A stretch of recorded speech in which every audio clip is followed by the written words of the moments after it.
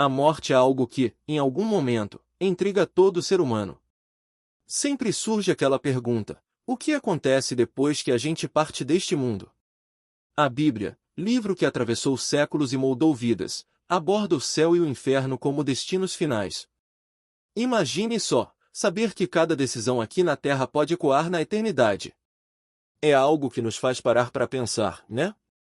Hoje, vamos mergulhar nessa busca por respostas, olhando para o que a Bíblia realmente diz sobre a vida após a morte. Junte-se a essa conversa, que promete ir fundo naquilo que muitos evitam falar. Quando a gente olha para a vida eterna, parece um conceito tão distante, mas pense bem, o que estamos vivendo agora é só o começo. A Bíblia ensina que há um destino final, um ponto de chegada que vai muito além do que a gente pode ver ou tocar. E, nesse sentido, as escolhas, os atos e até as palavras têm peso. Por isso, entender o que a Bíblia diz sobre céu e inferno pode mudar completamente a forma como encaramos a vida, a morte e o que vem depois. Vamos lá? É como pensar em uma viagem de trem.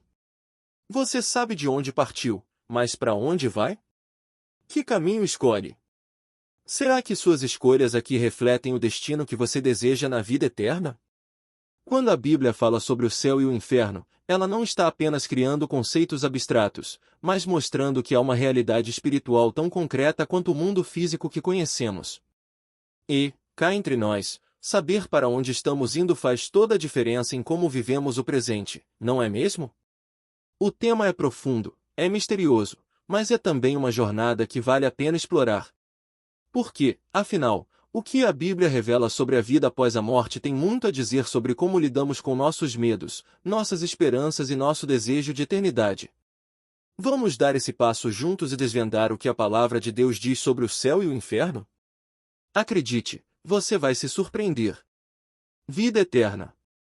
Duas palavras tão pequenas e ao mesmo tempo carregadas de significado. A Bíblia fala disso como um presente, algo que Deus oferece a todos que creem e vivem segundo a sua vontade. Imagine uma vida sem fim, um estado de plenitude e alegria contínua. É como quando você se sente completo, em paz, mas em uma medida que nunca acaba. Isso é o que João no capítulo 3, versículo 16 promete, uma existência além da morte, em comunhão com o próprio Deus. Essa vida eterna não é só sobre o depois da morte, mas começa aqui, agora. Cada atitude de amor, de fé e de busca pelo bem são sinais de que a eternidade já faz parte da nossa vida. Quando se vive com essa perspectiva, até as situações mais difíceis ganham um novo significado. Por exemplo, aquela dificuldade que parece insuperável pode se tornar um meio de se aproximar ainda mais de Deus e experimentar a eternidade que Ele promete. Agora, vale lembrar, vida eterna não é simplesmente existir para sempre. É viver com propósito, sentido e, sobretudo, na presença de Deus. Tem gente que acha que vida eterna é só para depois do fim da vida aqui na Terra. Mas não é bem assim. Na verdade, a eternidade começa quando você aceita Cristo e passa a viver segundo os princípios de Deus. E quanto mais você vive dessa forma, mais vai entendendo o que é essa vida que nunca acaba. E olha que interessante, a Bíblia não fala dessa vida eterna como algo distante ou inacessível. Ela está ao alcance de todos que buscam a Deus, todos que desejam viver uma vida que reflete o amor dele.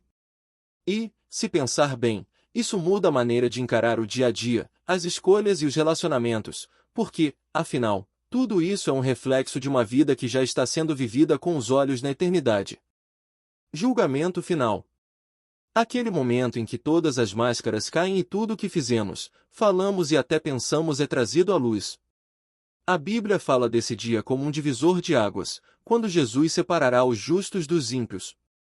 Imagine uma grande cena, onde todos estão diante de Deus e o que conta não é a posição, a fama ou a riqueza, mas sim as escolhas feitas com base na fé e na obediência a Deus. Um pouco assustador? Talvez. Mas é também uma oportunidade de restauração e justiça. O critério para esse julgamento não é baseado na aparência, mas na essência.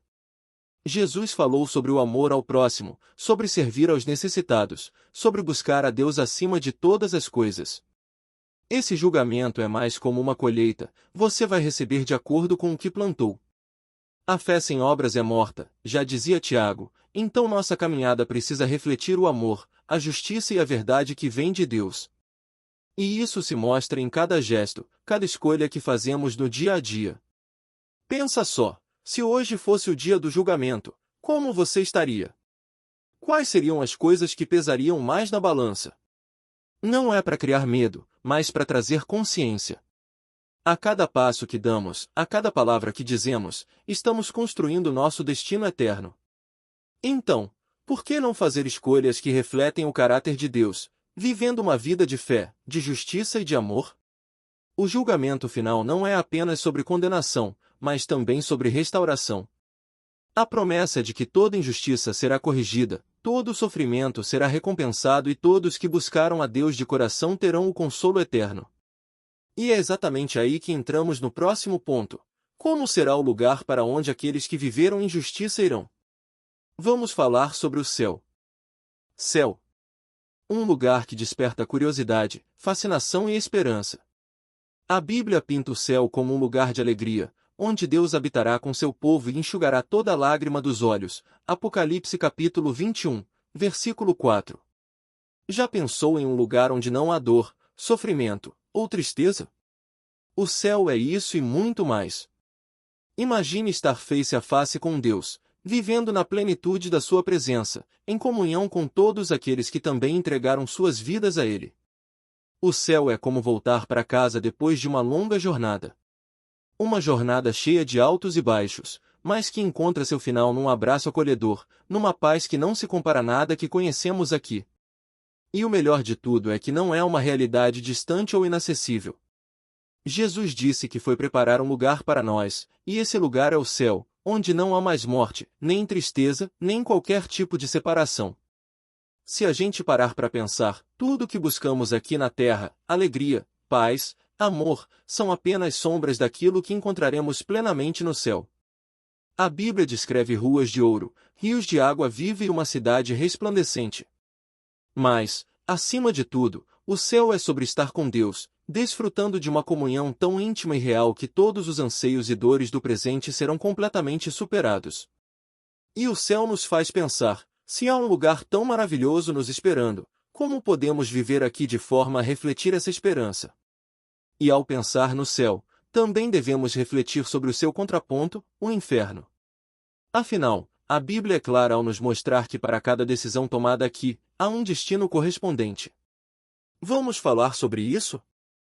Se o céu é descrito como um lugar de paz e comunhão com Deus, o inferno, por outro lado, é o oposto disso.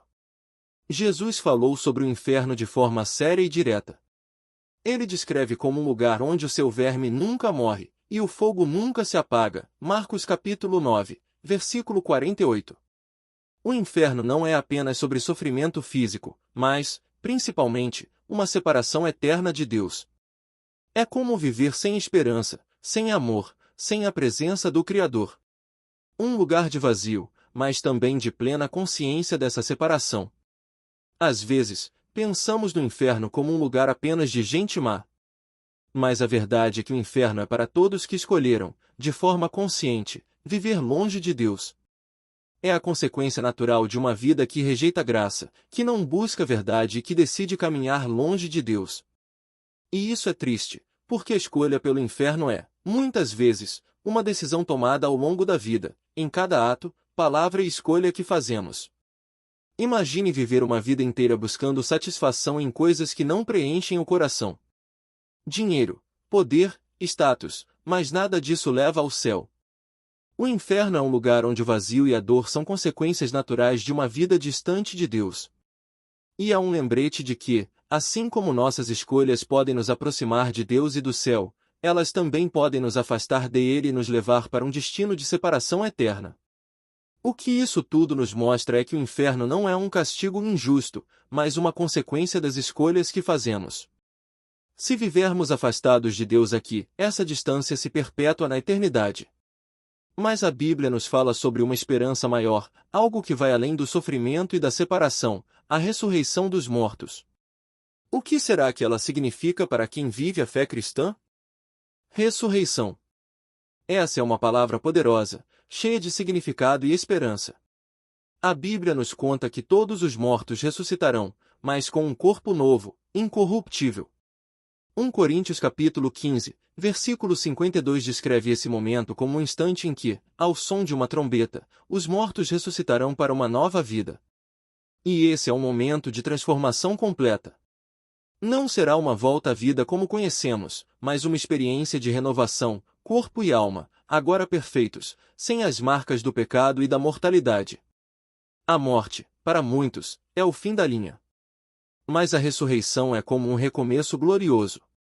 Pense num botão de reset, só que desta vez, é como ter o corpo restaurado, sem as limitações da carne, sem doenças, sem dor. É viver uma nova realidade, onde tudo é perfeito e eterno. O que antes estava morto e sem esperança, agora é trazido à vida por meio do poder de Deus.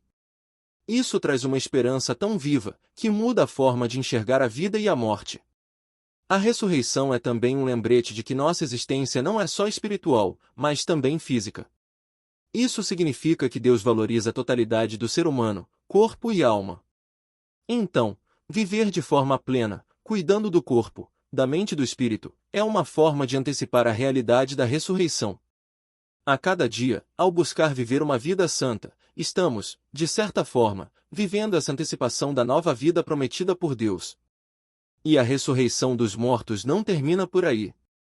Ela aponta para algo ainda maior, um novo céu e uma nova terra, onde a realidade será completamente renovada. Você já pensou no que seria viver num mundo completamente restaurado, sem dor, sem maldade, com Deus presente em todos os lugares? Pois bem, é exatamente sobre isso que vamos falar agora. Novo céu, nova terra. Só essas palavras já carregam em si uma esperança renovadora. A Bíblia fala de uma nova criação, um lugar onde Deus habitará com o seu povo, onde não haverá mais morte, dor ou sofrimento. Apocalipse capítulo 21, versículos 1 a 3. Imagine um mundo perfeito, onde toda a criação está em harmonia, onde o mal é apenas uma lembrança distante. Essa é a promessa bíblica para aqueles que aguardam a volta de Cristo, uma nova realidade, sem qualquer mancha de pecado ou corrupção. Esse novo céu e nova terra serão a restauração de tudo que foi perdido. Toda dor, sofrimento e injustiça serão varridos, e no lugar, haverá uma paz indescritível. É como se tudo que a gente sempre sonhou estivesse finalmente ao nosso alcance, e mais do que isso, é real. Tudo que foi quebrado, agora é restaurado. Toda lágrima, agora enxugada. Todo desejo de justiça, finalmente atendido. É um novo começo, uma nova história escrita pelo próprio Deus. E, nesse novo lugar, viveremos para sempre na presença de Deus. Já imaginou como será ver a face de Deus, ouvir sua voz, viver em sua plenitude? Tudo que aqui na terra é uma sombra, lá será realidade. Não haverá mais guerra, fome, desigualdade. Tudo será novo, renovado pelo próprio Deus. Essa é a esperança que move o coração de todos que confiam no Senhor. Mas essa promessa nos leva a uma reflexão importante. O que determina se estaremos nesse novo céu e nova terra? Qual é o fator decisivo para entrar nesse lugar de perfeição? E isso nos leva ao próximo tópico. O que determina o nosso destino eterno? Vamos refletir sobre essa questão tão crucial. Quando se fala sobre o destino eterno, a Bíblia deixa claro que ele é determinado pela nossa relação com Jesus Cristo. A salvação é um presente, algo que Deus oferece gratuitamente, mas que precisa ser aceito. E aceitar a Cristo significa reconhecer a própria necessidade de redenção, de perdão, e viver uma vida que reflete a fé em Jesus. Ou seja, não é apenas sobre ser bom, mas sobre estar em um relacionamento real e transformador com Deus. Essa aceitação não é passiva. Ela é ativa e requer uma resposta. O arrependimento é um passo essencial para caminhar rumo à vida eterna. É como voltar para casa depois de ter se afastado por muito tempo. E, nesse processo, Deus não espera perfeição, mas sinceridade, uma vontade genuína de mudança. E isso se traduz em atitudes diárias: buscar a Deus, amar ao próximo, praticar o bem, viver de acordo com os ensinamentos bíblicos. E a beleza do chamado à salvação é que ele está aberto a todos. Não importa o passado, os erros ou as falhas. A graça de Deus é maior do que qualquer pecado, e ela é oferecida livremente a todos que desejam um novo começo. A partir do momento em que se aceita essa graça, tudo muda.